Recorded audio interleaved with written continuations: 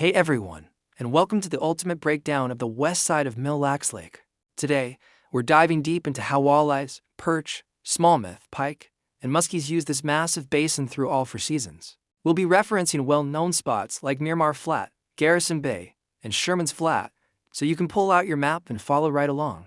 Let's start with walleyes. In winter, they group up on soft-bottom flats like Myr Mar and Sherman's.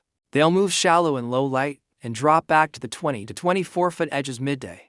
Come spring, post-spawn walleyes line the west shore break lines from Garrison Bay down to Wigwam, feeding hard as the water warms. In summer, they spread out but stick to structure, especially rock 2 mud transitions on 3 Mile Flat. Evenings pull them back onto the flats. Finally, in fall, they regroup on hard bottom edges near Garrison Reef and West Myr Mar Reef, feeding heavily before winter. Now for perch. Winter finds them roaming big mud flats like Myr Mar and Banana in 22 to 28 feet of water. In spring, they push shallow into protected bays like Garrison and Wigwam.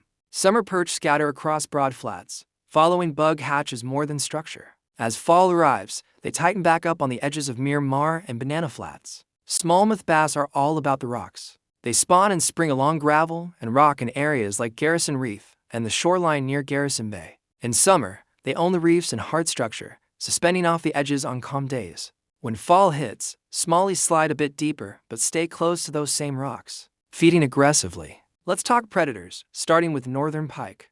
Pike flood shallow bays like Wigwam in the spring. In summer, they transition to weed edges and flats like Banana and Carl's. Fall brings them to the drop-offs near Sherman's and Buster's Flat. In winter, they move off the weeds and set up on soft bottom flats and basin edges, ambushing perch and tullibes, especially along the drop-offs of Wigwam and Vineland Bays.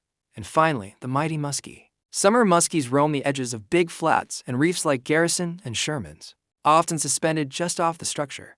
But fall is peak time. They move tight to hard structure, especially reef edges and travel corridors between flats, understanding how each species uses these massive flats, subtle edges, and isolated rocks throughout the year is the key to making Mille Lacs predictable. If you want a custom breakdown of your own lake or property, drop a comment below.